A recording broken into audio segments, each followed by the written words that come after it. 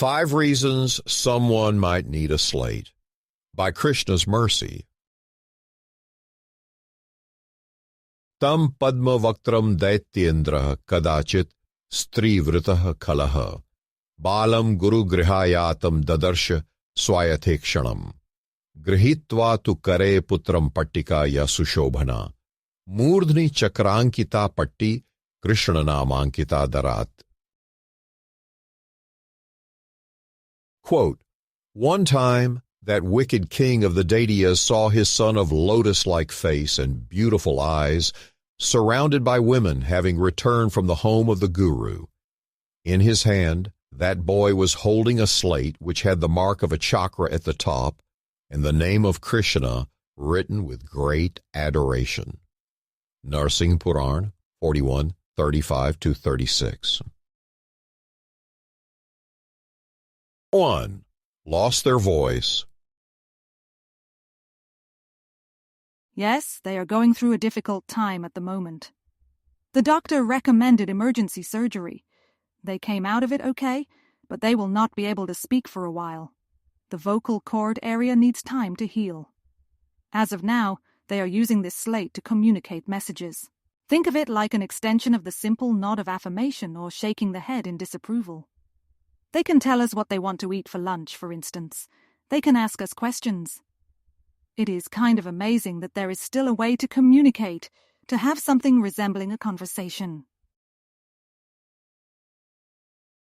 2. Learning to write. Isn't this cute? Our child is learning their letters. They are taking to this education thing without knowing. It is like a spontaneous attraction. They are interested without us having to prod. They are not trying to impress their friends or anything. They are simply excited to try out new things, to see if they remember the different symbols. I think in a few weeks they will be ready to write words. They will learn how to write their name. Pretty amazing. 3. Learning to draw. They love to put different symbols in different places. We have a future painter in our midst. One day, you might see one of their pieces hanging in a museum gallery, a diamond in the rough, just ready to shine. We like to encourage them. It is a great way to pass the time. I would rather they draw than sit spaced out in front of the television. At least this way they are better connected with the universe. They are giving back positive energy. 4. A mechanism for repetition. Yes, this is your punishment. What you did during class was unacceptable. I am not going to merely invert the hourglass and wait for the sand to fall. You will have to write your humble message of contrition. You have to mean it. I will judge the sincerity after many repeated attempts. The slate is the perfect tool. You can write your message over and over. When you run out of space, simply erase everything and start over. Go ahead. You may begin. I am waiting. I will decide when it is time for you to leave. 5. A tool for worship. A person studying the science of self-realization in the Vaishnava tradition for the first time perhaps feels overwhelmed by the length and breadth of the information shared with them. There is a complete scientific description of how the universe comes into being, for instance. The presentation is complete in the sense that it covers both matter and spirit. It goes into great length about how the different forms take their shape. At the start, there is no shape, in fact. The stateless matter lacks variety and distinction. Terms such as avyakta, mahad, and pradhan are used to identify this otherwise indistinguishable object. There are different kinds of ahankar. This is the ego which makes us identify with the temporary. There are different kinds of senses and sense objects. One is subtler than the next. You have the basic summary from Bhagavad-gita about how the individual soul is like the finest substance, but texts such as Bhagavad-Purana and Vishnu Purana go into even greater detail. They even describe how different gross elements relate to different senses, such as the earth with smell and water with taste. Indriyani paranya ahur. Indriyebhyah param manah. Manasastu para buddhir. Yo buddheha partastu saha. Quote, the working senses are superior to dull matter. Mind is higher than the senses. Intelligence is still higher than the mind. And he, the soul, is even higher than the intelligence. Lord Krishna, Bhagavad-gita 3:42.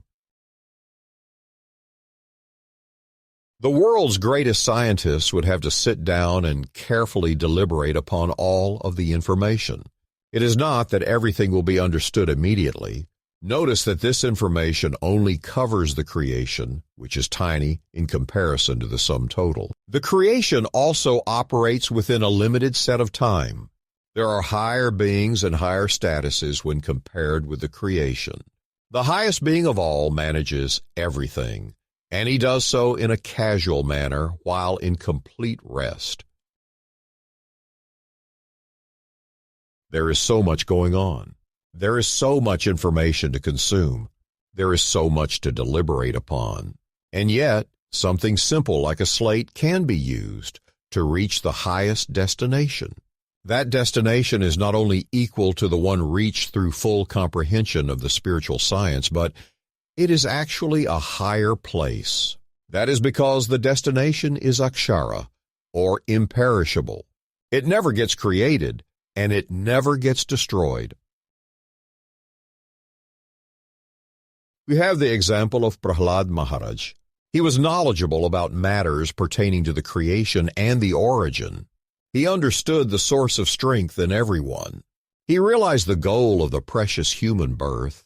But what means did he have to go further? He was only 5 years of age. What places could he travel to? What kind of elaborate sacrifice could he perform?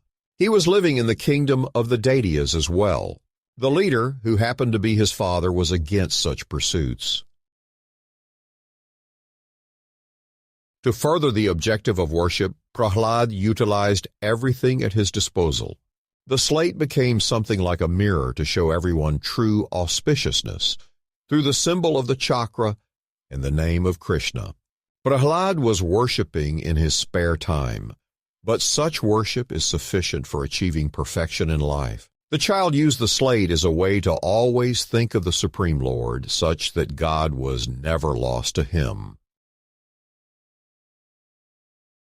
Yo ma pashyati sarvatra, sarvam cha mayi pashyati, tasyaham na pranashyami, sacha me na pranashyati. Quote, for one who sees me everywhere and sees everything in me, I am never lost, nor is he ever lost to me. Lord Krishna, Bhagavad-gita 6:30. In closing, never to him lost, despite father to accost, and to push in different way with devotion the child to stay, of means not great, but there was the slate, upon which Krishna to ride and chakra most beautiful sight.